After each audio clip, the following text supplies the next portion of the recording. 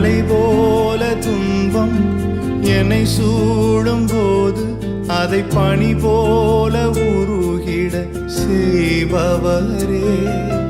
மலை போல துன்பம் என்னை சூடும் போது அதை பனி போல உருகிட செய்பவரே.